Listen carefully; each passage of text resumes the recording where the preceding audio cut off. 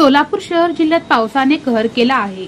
सततच्या पावसामुळे जनजीवन विस्कळीत असून बळीराजा संकटात पडला आहे। शासनाने मदत व पुनर्वसनाचे काम हाती घेतले असून अतिवृष्टीमुळे शनिवारी व रविवारी असे 2 दिवस रेड अलर्ट जारी केला आहे। त्यामुळे शहर जिल्ह्यात ढगांचा गडगडाट, विजांचा कडकडाटासह मुसळधार पावसाची शक्यता हवामान खात्याने वर्तविली आहे। पावसामुळे गेल्या 6 दिवसापासून नवरात्रीत सूर्यदर्शन झालेले नाही। अवैध गारवा निर्माण झाला आहे। दिनांक 27 सप्टेंबर रोजी दुपारी 2 ते रात्री 8 वाजेपर्यंत 6 तास तर सायंकाळी 8 ते 12 असे 4 आणि दिनांक 28 सप्टेंबर रोजी रात्री 12 नंतर सकाळी 6 वाजेपर्यंत रेड अलर्टची इशारा देण्यात आला आहे। अतिवृष्टीच्या पार्श्वभूमीवर पालिका प्रशासन 4-5 दिवसाआड पाणी पुरवठा करते। प्रशासनाने आता तरी सोलापूरकरांना सुरळीत व मुबलक प्रमाणात पाणी पुरवठा दररोज करण्याची मागणी होत आहे।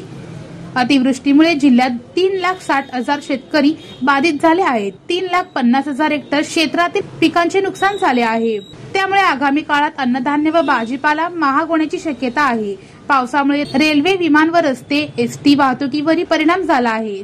जिल्ह्यात 26 सप्टेंबर पर्यंत 274 मिलीमीटर इतका पाऊस पडला आहे।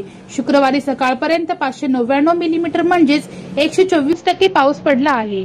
शनिवारी पासून हस्त नक्षत्राच्या पावसाला सुरुवात होईल।